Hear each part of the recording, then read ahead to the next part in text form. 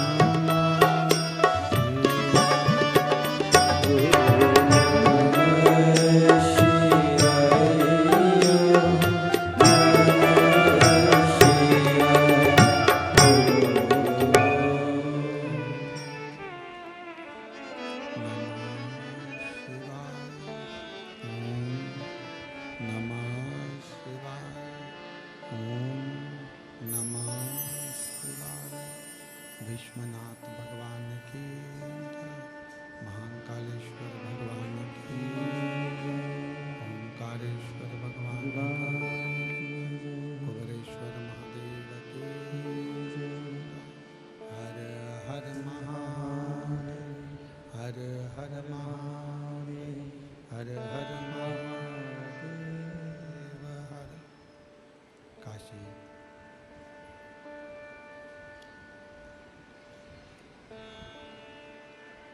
विश्वनाथ भगवान त्रिकालदर्शी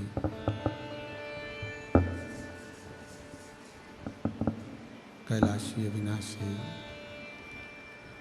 भगवान शिव, जिनकी पुनित पावन पवित्र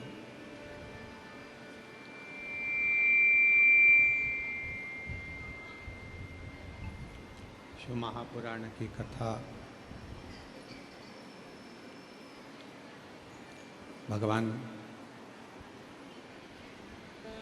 देवाधिदेव महादेव की कृपा से, करुणा से, उनकी उदारता से जलगांव की इस पवित्र पावन भूमि पर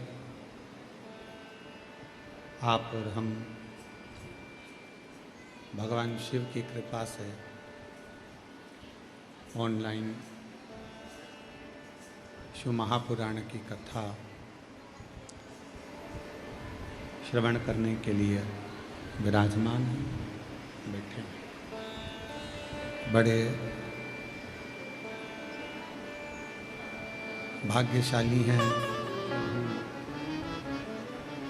शिव भक्त,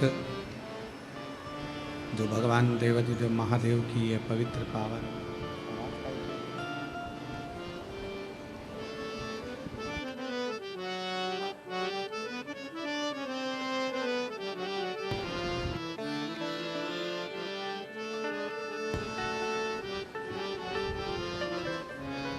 भगवान शिव की ये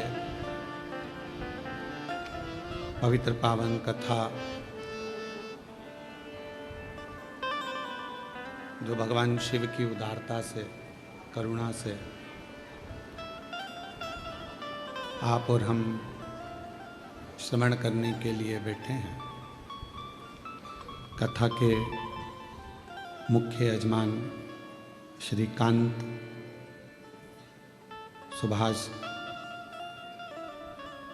बोंडरे माली जी, श्रीमती ममता श्रीकांत बोंडरे माली जी, एक बार जोरदार ताली बजाकर उनका स्वागत अभिनंदन, जो इस पवित्र पावन कथा का मुख्य यजमान पद ग्रहण कर अपने पूर्वजों को पार लगा रहे हैं।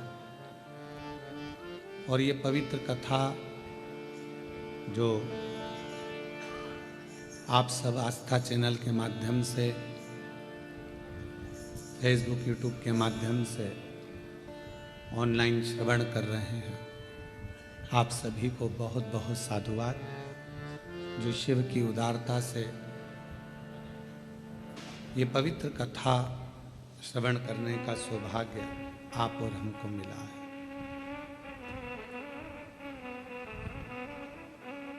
शिव और शक्ति का यह अनूठा संगम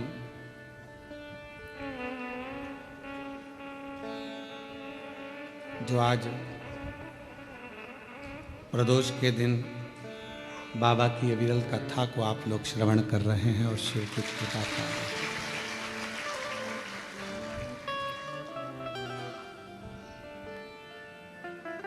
वो कहते हैं, जब भी जन्म मिले सेवा करूं मैं तेरी,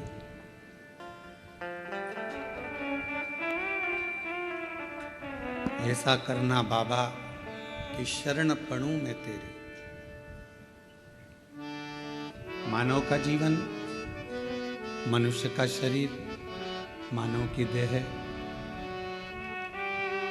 एक तो मिलना कठिन और ऊपर से यदि मिल जाए तो शिव भक्ति करना बहुत कठिन है। भगवान की विरल भक्ति को धारण करना कठिन है। मैं माली परिवार को, श्रीकांत सुभाष जी बोंडरे जी को, श्रीमती ममता श्रीकांत बोंडरे जी को इस बात के लिए धन्यवाद दूं कि ये ऑनलाइन कथा आपने कराकर संपूर्ण विश्व में एक शिव और शक्ति की ऊर्जा प्रदान करी है। एक बार जोरदार ताली बजाकर आपके लिए बहुत धन्यवाद। मौका मिला है आपको भी, हमको भी और संपूर्ण सनातनियों को ऑनलाइन कथा श्रवण करने का।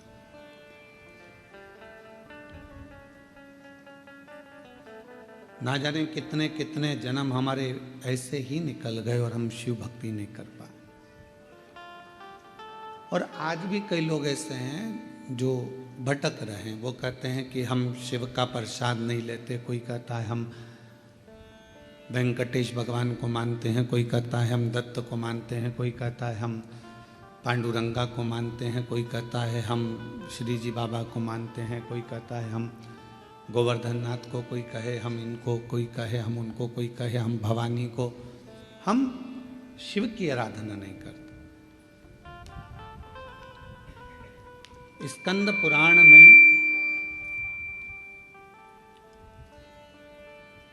केदार खंड के अंदर हो सकेगा तो आज हम उसका चैनल के माध्यम से उसको हमारा यूट्यूब चैनल पे हम उसको बताएंगे भी। स्कंद पुराण के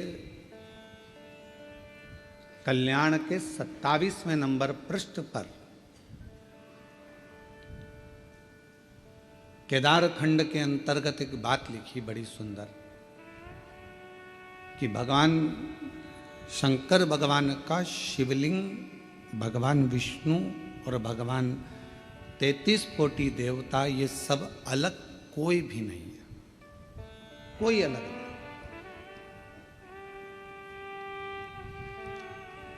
शिव पुराण में क्या लिखा?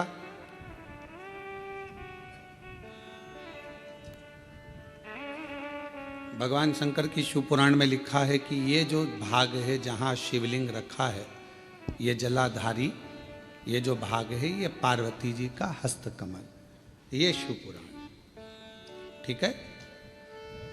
पर स्कंद पुराण का केदार खंड क्या कह रहा है कि ये जो जलाधारी है ये भगवान विष्णु का हस्तकमल है, और ये जो शिवलिंग है ये भगवान शंकर का प्रतिबिंब स्वरूप शंभु स्वयं विराज। अब दोनों देखिएगा जरा, जो दुनिया के लोग कहते हैं कि हम नारायण वाले, हम शिव को नहीं मानते, कोई कहता है हम शंकर का भजन नहीं करते, उनको एक बार स्कंद पुराण पढ़ना चाहिए। वेद व्यास जी लिख रहे हैं स्कंद पुराण में कि जो ये जलाधारी है ये भगवान नारायण स्वयं है, और ये जो शिवलिंग है वो शंकर भगवान स्वयं है, ये स्कंद पुराण कह रहा है। और इस शिव महापुराण में, स्कंद पुराण में जब हम अध्ययन करें, पढ़ें उसको, आज हम प्रयास करेंगे कि आप लोगों को वो चीज़ एक एक पढ़ने को मिले लाइन से कि क्या क्या चीज़ स्कंद पुराण के अंतर्गत लिखी है। पूरी जिंदगी हम केवल ब्रह्म में ही जिए, भटक रहे। हम लोगों को दुनिया के आज के ज़माने में सनातनियों को सनातन धर्म के माध्यम से तोड़ने का प्रयास पूर्व में भी किया गया था और आज भी किया जाता है। पहले भी देवताओं में हमें तोड़ दिया गया, इनने कहा हम राम वाले, उनने कहा हम कृष्ण वाले, उनने कहा हम शिव वाले, उनने कहा हम भवानी वाले, उनने कहा हम दत्त वाले, उन्होंने कहा हम ये वाले, तोड़ दिया। इतने पंथ बन गए, इतने पंथ बन गए कि अब लोग सोचते हैं कि तुम कौन वाले, इतने पंथ। कब तक सनातन धर्म पंथों में बटेगा? फिर कोई आएगा, फिर वो नया पंथ बना जाएगा, फिर कोई आएगा, फिर वो नया पंथ बना जाएगा, और धीरे धीरे धीरे धीरे हम बढ़ते चले जाएंगे। और बढ़ते गए तो वो कहते हैं ना,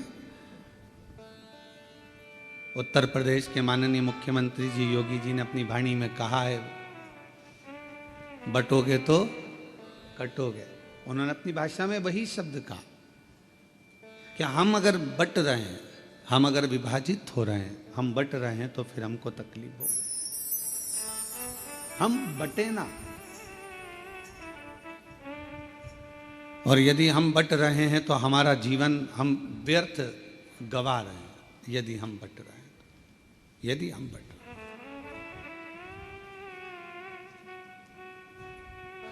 हम अपने जीवन को गंवा रहे हैं, यदि हम व्यर्थ बट रहे हैं तो। और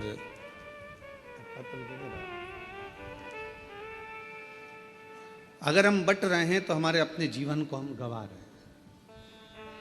हम पंथों में ना बटें,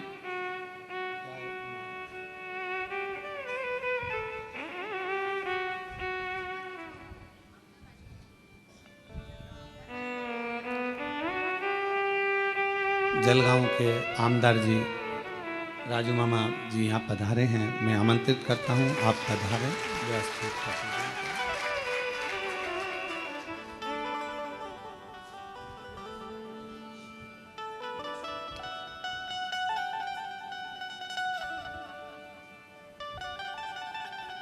शंभु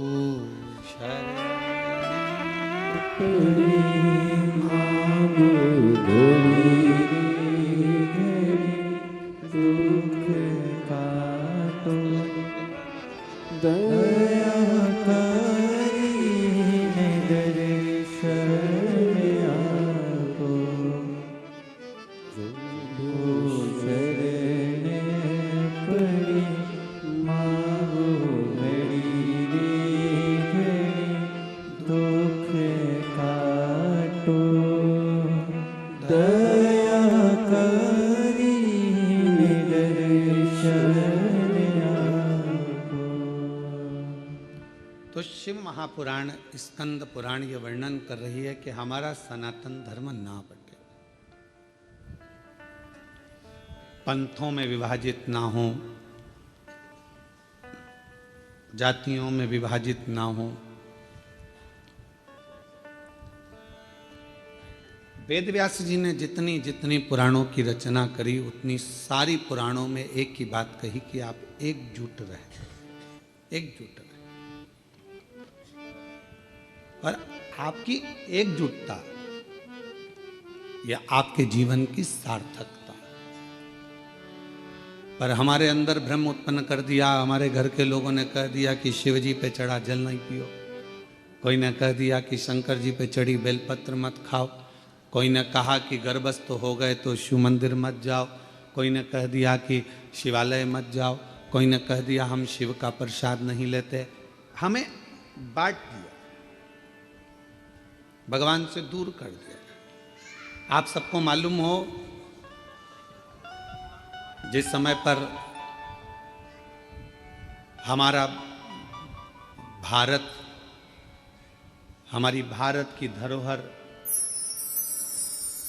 हमारे सनातनी, हमारे क्रांतिकारी इस भारत की भूमि के जब सब एकजुट हो गए थे तो विधर्मियों को ये लगने लगा था कि ये भारत अब टूटने वाला नहीं, अब ये टूटेगा नहीं। तब विधर्मियों ने भारत को तोड़ने के लिए भ्रम उत्पन्न करा कि शंकर के मंदिर नहीं जाना चाहिए, शिव जी पे जल नहीं चढ़ाना चाहिए, शिव जी का तब लोगों ने भ्रम उत्पन्न करा सनातनियों को दूर करने का, सनातनियों को दूर ले जाना। पर शिव महापुराण की कथा ने ये सब मिटा दिया। शिव महापुराण की कथा ने केवल एक काम करा कि आप अपने घर के नज़दीक में जो शिवालय है, शंकर के मंदिर हैं, वहाँ जाओ, एक लोटा जल चढ़ाओ और अपने दुख को दूर भगाओ। अपना परिश्रम, अपनी मेहनत, अपना संघर्ष स्वयं, आप अपनी मेहनत स्वयं करिए, परिश्रम स्वयं करिए।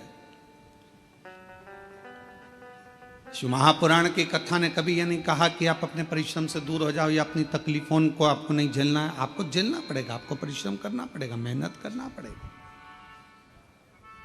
और आपकी मेहनत ही एक दिन आपको रंग लाएगी और उन्नति की सीढ़ी तक लेकर जाएगी। आज हम परिश्रम से वंचित हैं। जब हमारा बचपन रहता है तो हमको जो प्यार मिलता है, प्रेम मिलता है, वो फ्री में मिलता है। बोलो सही है कि गलत है? अरे जम के तो बोलो सही है। बचपन में प्यार खरीदना पड़ता है क्या? प्रेम खरीदना पड़ता है? बचपन में कोई भी छोटा सा बच्चा है, इधर बाजू में जाएगा, उधर बाजू में जाएगा, सब उससे प्रेम करेंगे, गले से लगाएंगे, हृदय से लगाएंगे, गोदी में लेंगे। प्रेम, प्यार बचपन में फ्री में मिलता है। जवानी में प्यार, प्रेम फ्री में नहीं मिलता, कमाना पड़ता। धन बढ़ाओगे तब प्रेम बढ़ेगा, वैभव बढ़ाओगे तो लोग पूछेंगे, संभालेंगे, ध्यान देंगे।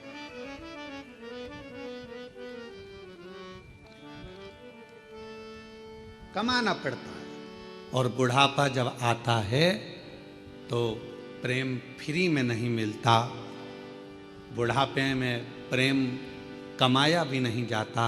बुढ़ापे में तो प्यार, प्रेम मांगा जाता है कि कोई हमारे पास आकर थोड़ी देर दे। प्रेम के 3 क्रम है। बचपन में प्रेम प्यार फ्री में मिल जाता है, जवानी में प्रेम प्यार को कमाना पड़ता है, और बुढ़ापे में प्रेम प्यार को मांगा जाता है कि कोई हमको थोड़ा समय दे, थोड़ा सा, थोड़ा हमारे पास बैठो, थोड़ा हमारे पास रुकिए, थोड़ा हमारे पास बैठिए। किसके पास समय?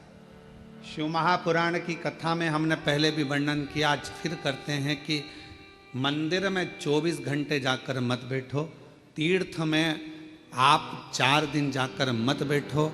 हम कहेंगे किसी जगह पर व्यर्थ का समय बर्बाद मत करो। हम कहेंगे आप अगर थोड़ा सा समय आपको मिल जाए, आप पूजन भी नहीं कर रहे हो, पाठ भी नहीं कर रहे हो, अर्चना भी नहीं कर रहे हो, आप चाकरी सेवा भी नहीं कर रहे हो, तो इतना जरूर करो कि अपने घर में जो बुजुर्ग हैं उनके पास थोड़ी सी देर जाकर बैठ जाओ। तो आपकी पूजन का फल आपको मिलेगा, आपकी आराधना साधना का फल आपको मिलने लगे।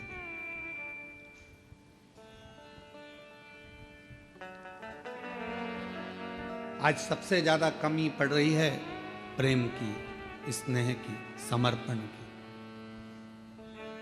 आज परिवार टूट रहे हैं।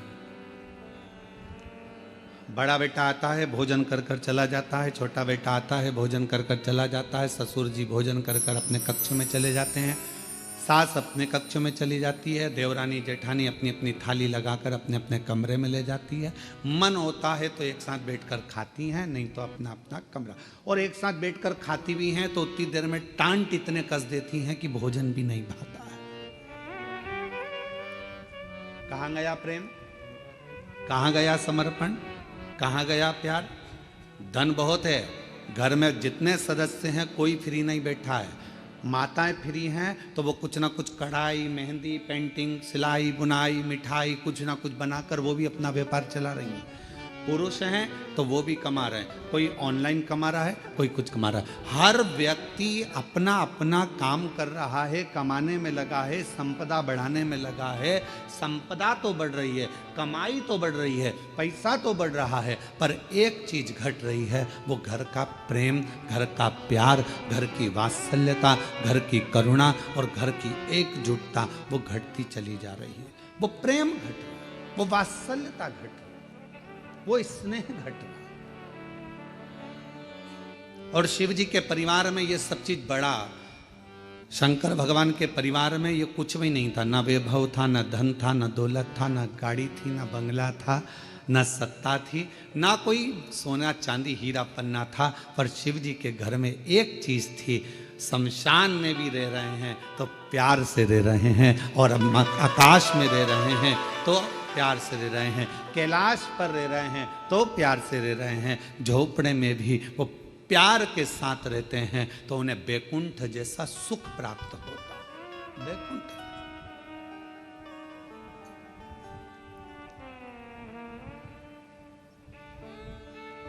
आप सबको कभी विष्णु पुराण किसी ने पढ़ी? आप में से जितने लोग आस्था चैनल पर श्रवण कर रहे हैं उनसे निवेदन करेंगे, गीता प्रेस गोरखपुर की विष्णु पुराण को लेकर आओ और उसको पढ़ो। विष्णु पुराण में लिखा है कि लक्ष्मी जी से पूछा गया, एक दिन माता ख्याति ने लक्ष्मी जी को अपने घर भोजन करने बुलाया। लक्ष्मी जी अपनी माँ के घर गई और माता ख्याति के पास पहुंची तो माँ ने अपनी बेटी को बिठाया। लक्ष्मी जी ख्याति देवी की बेटी है, तो ख्याति ने गोदी में बिठाकर अपनी बेटी से पूछा कि बेटी, मैंने तुझे भगवान विष्णु के साथ ब्याया, मैंने तुझे भगवान नारायण के साथ विदा कर दिया, विवाह कर दिया, तो भगवान वैकुंठ में चली गई, सारा सुख तेरे घर में है, पर ईमानदारी से बता तेरा सबसे ज्यादा मन कहाँ लगता है? तेरा मन किस जगह पर लगता है? लक्ष्मी जी से पूछा गया। जलगांव के सेठों की तिजोरी में तेरा मन लगता है क्या? तेरा मन मुंबई में महालक्ष्मी मंदिर में लगता है क्या? तेरा मन तिरुपति तिरुमाला में कहीं तेरा मन लगता है क्या? तेरा मन कहाँ लगता है? महालक्ष्मी मंदिर बेरुल में लगता है? तेरा मन कहाँ लगता है? तो लक्ष्मी जी कहती हैं, माँ सबसे ज्यादा मन मेरा केवल एक जगह पर लगता है, जिस घर में प्रेम होता है, प्यार होता है, वहां मेरा मन लगता है। जहां मेरा मन प्रेम की जगह पर, प्यार की जगह पर, स्नेह की जगह पर, फिर वो गरीब का झोपड़ा क्यों ना?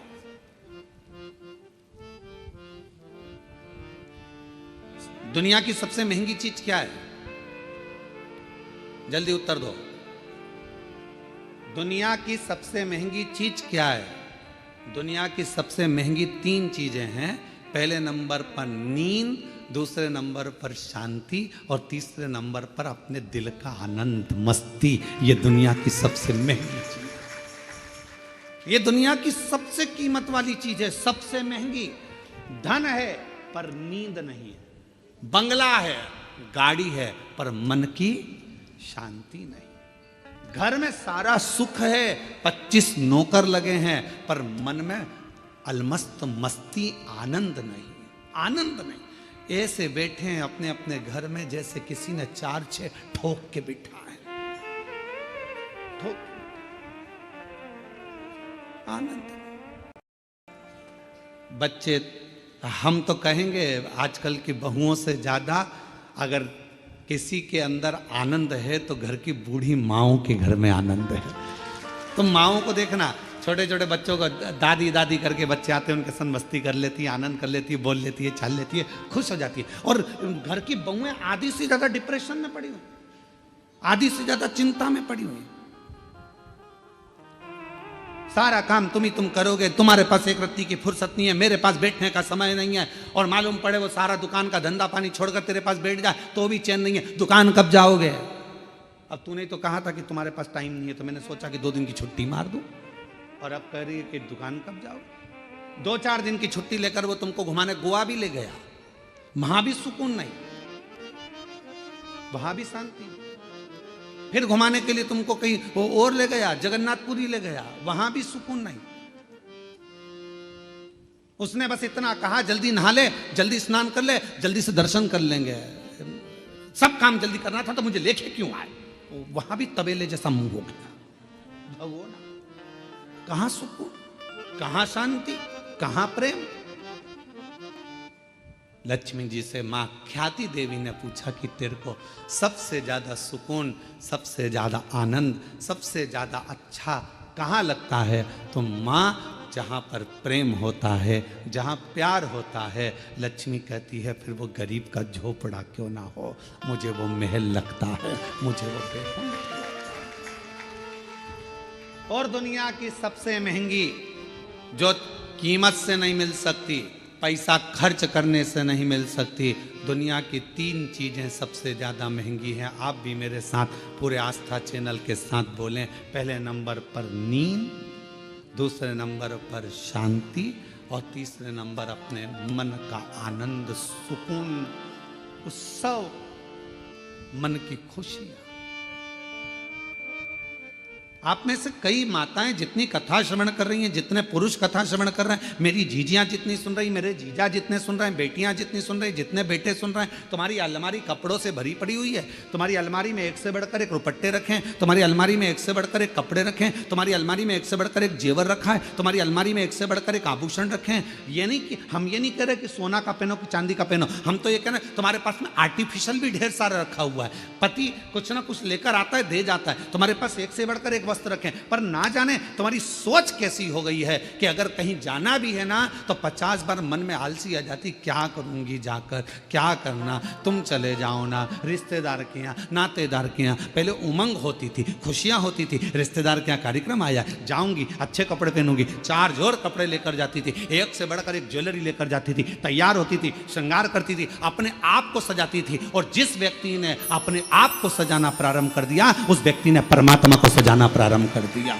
आज आप अपने आप को संभाल नहीं पा रहे हो, आप अपने आप को सजा नहीं पा रहे हो, आप अपने आप का श्रृंगार नहीं कर पा रहे हो। पुरुष हैं, बस सवेरे जाना है, पैंट शर्ट पहनना है, जूते मोजे पहनना है और निकल के चले जाना है। रुमाल कैसा रखा है, जो है ठीक है, बाद में धो लेंगे। कॉलर पूरी काली हो रही है, बाद में साफ कर लेंगे। जो है बस जैसा चल रहा है चलना है। तुम्हारे भीतर के उमंग उत्सव उत्पन्न करो। अच्छे अच्छे वस्त्र हैं, किसके लिए कमा रहे हो। बेटा एप्पल का मोबाइल चलाए और तुम कीपैड लेकर घूमते आओ तो क्या मतलब की जिंदगी तुम्हारी। एक दिन बूढ़े हो जाओगे, सब धरा की धरा रह जाएगा। अपने भीतर के आनंद को, अपने भीतर की मस्ती को, अपने भीतर की शांति को और अपने भीतर की नींद को कभी जाने मत दो। अपने आप को ऐसा समझो कि अभी तो मैं मात्र 25 वर्ष का हूं और मेरी नूतन जिंदगी चल रही है, मेरी नूतन जिंदगी चल रही है। हम कैसे जी रहे हैं, कैसे उठे, गए, ऑफिस से थके हुए आए, दुकान पे से अल्लाह रोटी लगा दे, भोजन पत्नी ने थाली रख दी, वही रोटी, वही दाल, वही चावल, एक आध सब्जी, कभी डिजाइन चेंज हो जाता है, कभी हो जाता है, बस वो और वही खाया पिया और अपना मोबाइल उठाया, अपने कमरे में चले गए। पत्नी काम करी, अपने कमरे में मोबाइल चलाया, पत्नी आई क्योंकि उसके सामने मोबाइल चलाएगा और एक आध किसी पर कमेंट्स गया। हमने पहले कथा में कहा था, इस मोबाइल ने बहुत कुछ छुड़ा दिया। पहले लोग टॉर्च लेकर चलते थे, मोबाइल आया तो टॉर्च खत्म हो गई। बोलो हुई कि नहीं हुई? आजकल मोबाइल में टॉर्च है। पहले लेकर छोटा सा रेडियो लेकर चलते थे, मोबाइल आया रेडियो खत्म हो गया।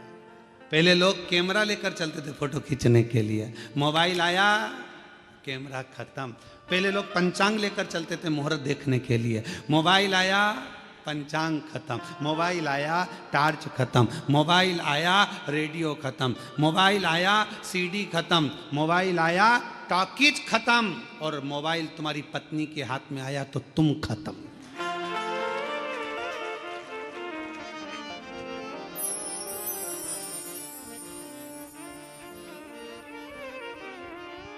इसलिए अभी हमारे शैलेंद्र भैया वो गीत भजन गा रहे थे, एक तू ही आधार सतगुरु, एक तू ही आधार, एक तू ही आधार सतगुरु, एक तू ही आधार। जब तक मिलो न तुम जीवन में, शांति कहाँ मिल सकती में। जब तक मिलो न तुम जीवन में, शांति कहाँ मिल सकती में। एक तुम्ही आधार सतगुरु, एक तुम्ही आधार, एक तुम्ही आधार सतगुरु, एक तुम्ही आधार, एक तुम्ही आधार सतगुरु, एक तुम्ही आधार। जब तक मिलो न तुम जीवन में, शांति कहाँ मिल सकती में। जब तक मिलो न तुम जीवन में, शांति कहाँ मिल सकती में। घूमा है संसार सतगुरु, एक तुम्ही आधार। घूम लिया संसार सतगुरु, एक तुम्ही आधार। बोलो बोलो, एक तुम्ही आधार सतगुरु, एक तुम्ही आधार, एक तुम्ही आधार सतगुरु, एक तुम्ही आधार।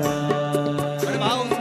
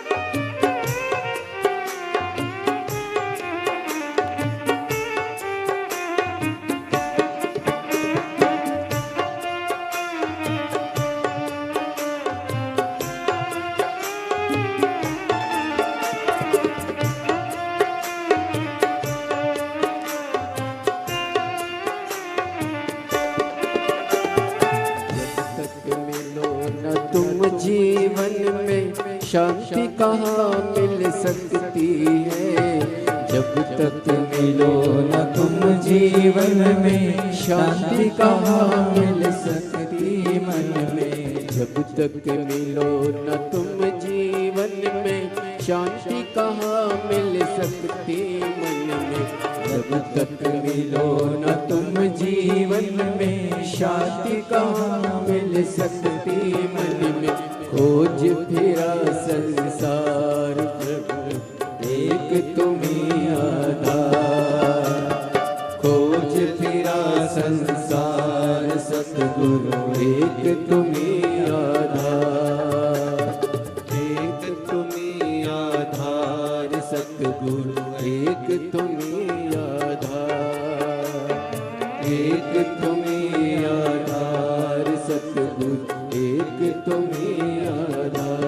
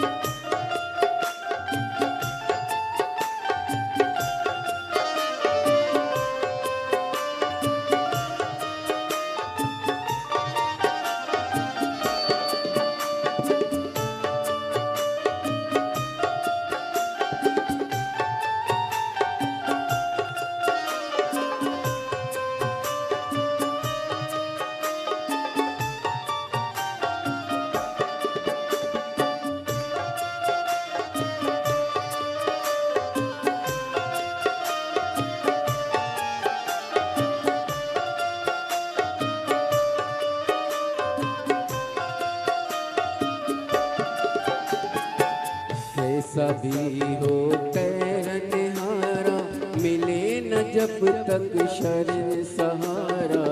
कैसा भी हो करनिहारा, मिले न जब तक शरण सहारा।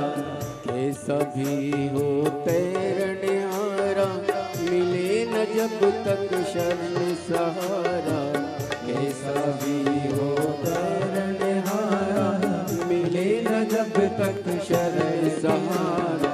हो ना उस पार सतगुरु, एक तुम्हीं आधार। हो ना उस पार सतगुरु, एक तुम्हीं आधार। एक तुम्हीं आधार सतगुरु, एक तुम्हीं आधार। एक तुम्हीं आधार सतगुरु, एक तुम्हीं आधार। एक तुम्हीं आधार सतगुरु, एक तुम्हीं आधार।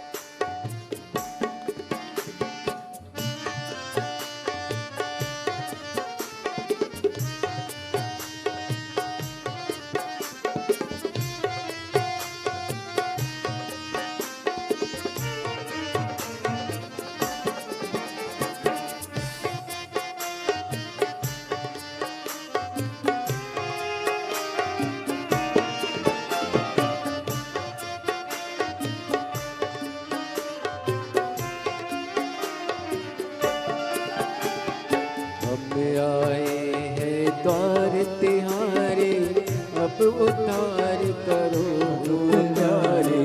अब आए हैं द्वार तुम्हारे, अब उद्धार करो दुलारे। हम आए हैं द्वार तिहारे, कर उद्धार करो तुम हमारे। हम आए हैं द्वार तुम्हारे, अब उद्धार सुन लो दास पुकार सतगुरु, एक तुम्हीं आधार। सुन लो दास पुकार सतगुरु, एक तुम्हीं आधार। एक तुम्हीं आधार सतगुरु, एक तुम्हीं आधार। एक तुम्हीं आधार सतगुरु, एक तुम्हीं आधार। एक तुम्हीं आधार सतगुरु, एक तुम्हीं आधार।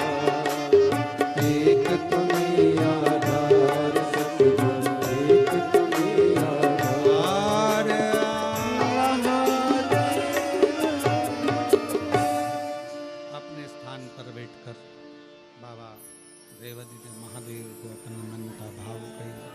दिल से प्रार्थना करिए, विनय करिए, निवेदन करिए। जहाँ जगह मिले वहाँ बैठकर बाबा को अपने मन का भाव कहिए।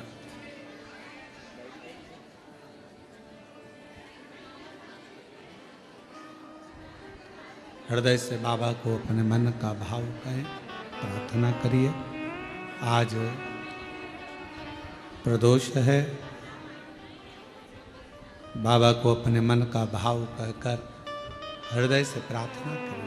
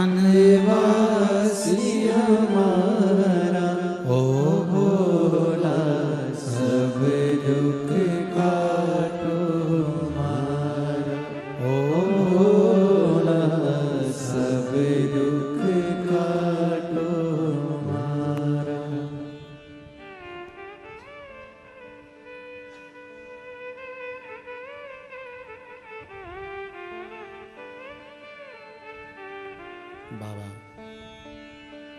देवादिदेव महादेव भगवान शिव ओगरदानी त्रिकालदर्शी कैलाशी विनाशी भगवान शंकर की पवित्र कथा करे। घर के प्रेम को मेरे भगवान शिव का परिवार कह रहा है कि कैसे भी रहो, कहीं पर भी रहो, पर आपस का प्यार प्रेम खत्म मत।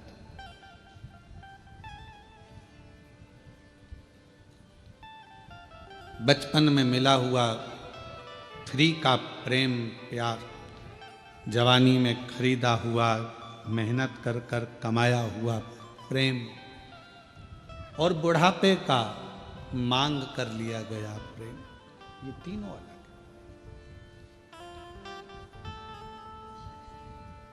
पर शिव कथा कर रही है, भगवान शंकर का चरित्र कह रहा है, शिव महापुराण की कथा कर रही है। भीतर की शांति, नींद और अपने अंदर का उत्सव, आनंद, उमंग, उत्साह, ये कभी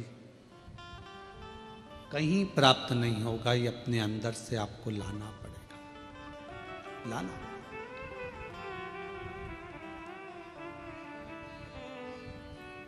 कई मेरी जीजियों को बड़ा इस प्रेम रहता है, स्नेह रहता है, शौक रहता है तैयार होने का भी, श्रृंगार करने का भी। कई बच्चों को, लड़के हैं, उनको कई बेटों को, कई मेरे जीजा उनको बड़ा रहता है कि अच्छे वस्त्र पहनना, अच्छे से रहना। ये आप यदि अपना श्रृंगार करना सीख गए हो तो तुम परमात्मा का भी श्रृंगार करना सीख गए।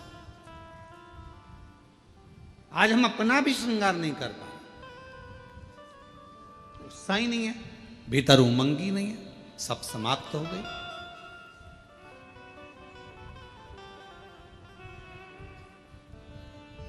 कितना सुंदर कहा है।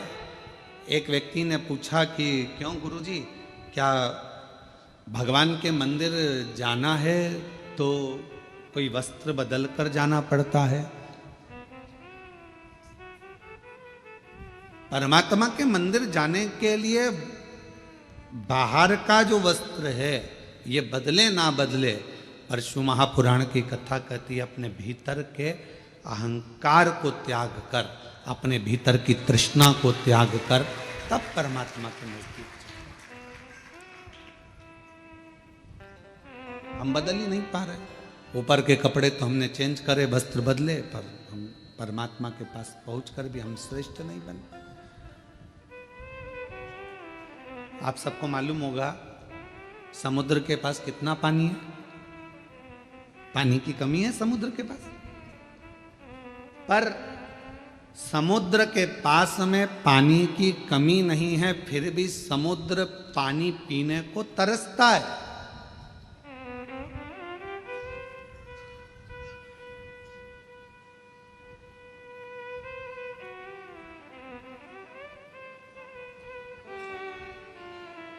पानी की कमी समुद्र के पास नहीं है, पर पीने को तरस रहा है। धन की कमी व्यक्ति के पास नहीं है, गाड़ियों की कमी नहीं है, संपदा की कमी नहीं है, सब सुख सबके पास है, पर व्यक्ति शांति को तरस रहा, भीतर के सुख को तरस रहा, आत्मशांति किसके पास है? कोई कह दे एक डॉक्टर भी पढ़ाई करने के बाद हम कहते हैं कि हर व्यक्ति को थोड़ा समय अपने खुद के लिए निकालना चाहिए। सवेरे 9 बजे अपनी कुर्सी पर इंजीनियर भी बैठता है, डॉक्टर भी बैठता है और एक अधिकारी भी बैठता है। शाम को 5 बजे तक अपनी कुर्सी नहीं छोड़ता, फिर घर गया, फिर काम में लग गया, फिर करा और मालूम पड़ा कि तुमने अपना समय दिया तो सही, पर अपने शरीर पर ध्यान नहीं दिया। एक दिन तुमने अटैची भरकर पैसा इकट्ठा तो कर लिया, पर मालूम पड़ा कि एक दिन खुद को ही बीमारी हो गई और जो रखा हुआ पैसा था, जो तुमने इतने दिल से कमाया था, वो खुद की ही बीमारी में लग गया। क्या मिला? समुद्र के पास पानी बहुत है, फिर भी समुद्र प्यासा है। समुद्र के पास जल बहुत है, फिर भी समुद्र को तृप्ति नहीं है।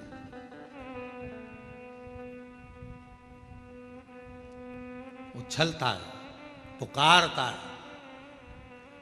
शिव महापुराण की कथा कहती है कि एक दिन माता पार्वती जी ने शिव जी से पूछ लिया था कि ये तुम्हारे 1 महीने के अंदर 2 प्रदोष आ जाते हैं, ये प्रदोष तुम किसके लिए लेकर आते हो? किसके लिए? और आप ये प्रदोष के दिन इतने प्रसन्न क्यों रहते हो? आखिर क्या कारण है कि प्रदोष का दिन भगवान शंकर को प्राप्त करने का दिन हो जाता है? क्या कारण है कि प्रदोष का दिन भगवान शिव को प्राप्ति का केंद्र बिंदु हो जाता है? क्या कारण है कि प्रदोष के दिन आप इतने आनंद में, इतने उत्साह में रहते हो जैसे समुद्र की लहरें चल रही होती है? आपकी प्रसन्नता का ठिकाना नहीं रहता। एक धर्म पत्नी अपने पति को इतनी उमंगता में, इतनी प्रसन्नता में देखती है तो प्रश्न तो करेगी ना, इतने खुश क्यों हो रहे हो? क्या कारण क्या है?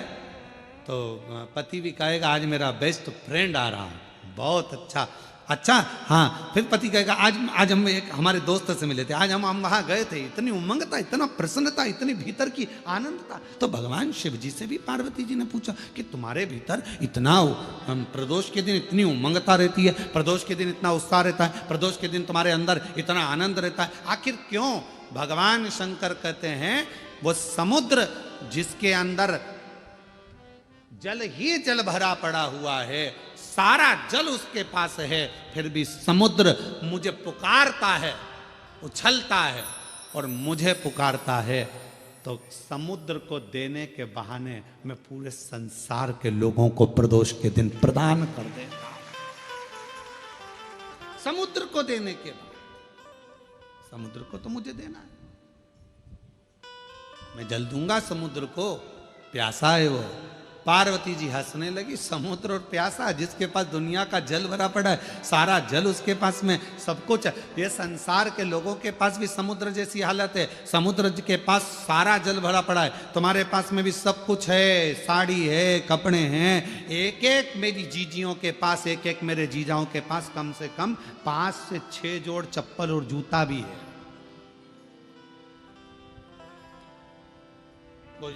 जूता रखने की अलमारी भरी पड़ी है, कपड़े की अलमारी भरी पड़ी है, सारा सब कुछ है। और फिर निवेदन करूं, ना कोई घड़ी की कमी, घड़ी भी सबके पास में 2-2 3-3 है, कपड़े भी 4-4 10-10 जोड़ है, सोने की गादी और तकिया भी है, नई नई बेडशीट अलमारी में थप्पी लगी रखी है, एक एक चीज सब है। समुद्र के पास जैसे सब कुछ है, पर भीतर से तृप्ति नहीं है, फिर भी तरस रहा है जल के लिए, सब कुछ है पर वह भीतर की शांति नहीं है। तो भगवान शंकर कहते हैं कि जो प्रदोष के दिन मेरे शिवालय तक आता है, मुझे पुकार लेता है, मैं उसको भीतर की शांति दे देता हूँ, आनंद दे देता हूँ, उमंग दे देता हूँ, उत्साह दे देता हूँ।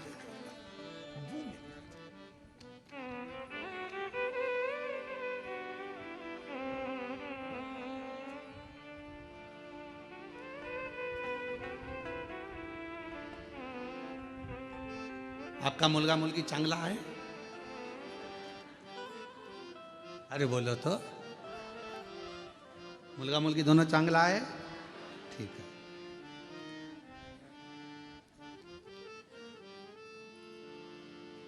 अब आप अपने बच्चों को सब कुछ दे रहे हो, जो मकान है तुम्हारा किसको मिलेगा? बोलते जाओ जल्दी जल्दी। बच्चों। गाड़ी, तुम्हारे गले की चेन, अंगूठी, ब्रेसलेट, बच्चों, ठीक है, सब बच्चों को दे रहे हो, सब बच्चों को मिले। आज का बच्चा ये सोचता है कि सब कुछ मेरा है तो मुझे क्या करना है, टेंशन क्या है, संघर्ष नहीं कर पाता, बहुत परिश्रम नहीं कर पाता। जब बड़ा होता है, विवाह होता है, शादी होने के बाद थोड़ा सा टेंशन उसको आता है तो डिप्रेस हो जाता है। क्यों? हमने गाड़ी दी, बंगला दिया, धन दिया, दौलत दी, परवरिश अच्छे से करी, अच्छा कॉलेज दिया, अच्छा स्कूल दिया, अच्छी एजुकेशन दी, अच्छा डॉक्टर को दिखाया, उसको स्वस्थ रखा, सब कुछ करा, पर अपने बच्चे को हमने संघर्ष करना नहीं सिखाया। और एक दिन उसके ऊपर जवाबदारी का बोझा बढ़ा, वो डिप्रेस हो गया, किसी ने कुछ कह दिया, डिप्रेशन में आ गया। पत्नी, शादी हो गई, पत्नी आ गई, 1 महीना, 2 महीना, 6 महीना रही, पत्नी मायके चली गई, वो डिप्रेस हो गया। क्यों? हमने उसको परिश्रम करना नहीं सिखाया, हमने उसको ये नहीं बताया कि संसार के लोगों से लड़ना कैसे।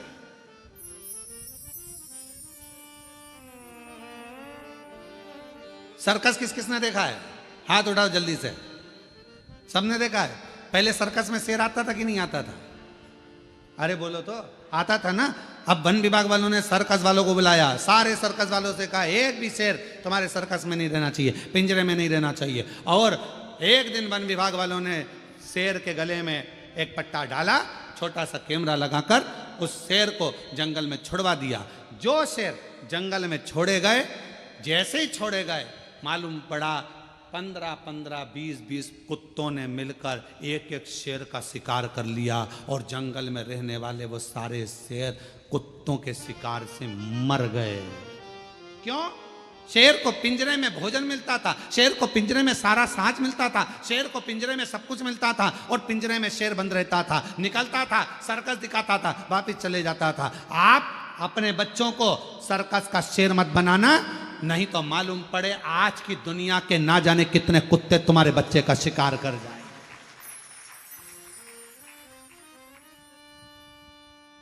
दुनिया के ना जाने कितने बैठे हैं जो तुम्हारे बच्चे का शिकार कर जाएंगे। धन तुमने छोड़ा, गाड़ी तुमने छोड़ी, बंगला तुमने छोड़ा, सारा साज तुमने छोड़ा, मालूम पड़ा धीरे धीरे उन्होंने शेयर मार्केट में लगा दिया, मालूम पड़ा डब्बे में लगा दिया, सब बर्बाद कर कर एक दिन बच्चे को लाकर कंगाल कर कर छोड़ दिया। इसलिए अपने बच्चे को जंगल का शेर बनाना, सर्कस का शेर मत बना देना, नहीं तो जिंदगी बर्बाद कर लो। उसको थोड़ा सा विल पावर दो, उसको थोड़ा संघर्ष करने दो, उसको थोड़ी मेहनत करने दो, उसको थोड़ा अध्ययन करने दो, उसको थोड़ा दुकान पर जाने दो, उसको थोड़ा व्यापार करने दो।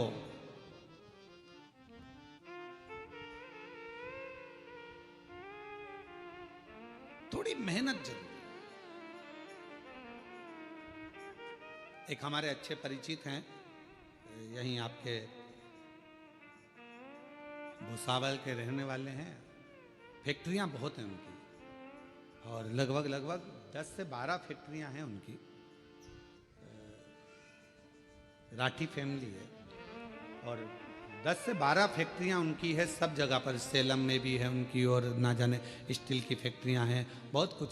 उनके 2 लड़के और दोनों लड़के जब इंजीनियरिंग करे तो उनके पापा ने उनको दूसरे की फैक्ट्री में दूसरे के यहाँ नौकरी करने भेज दी।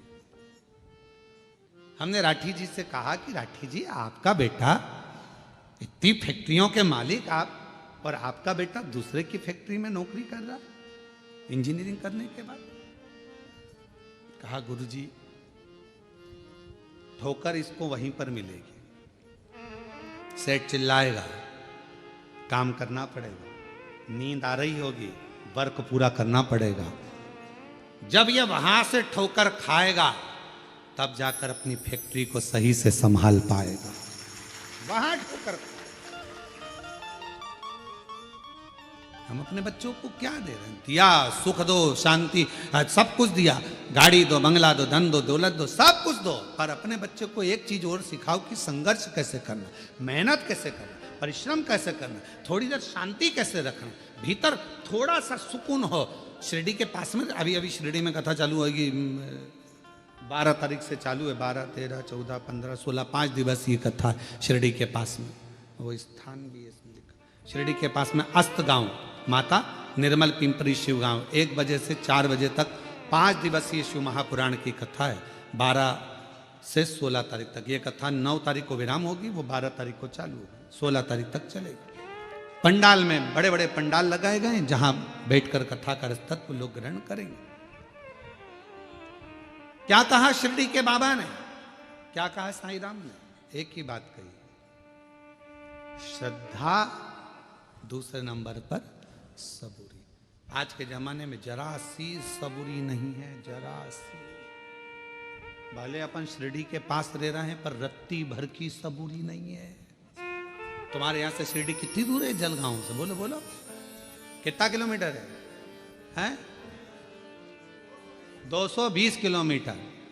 अब नजदीकी है ना, हमारे यहां से तो दूर ही है, 800 किलोमीटर पड़ जावे, तो तुम्हारे यहां से तो फिर भी पास में ही है।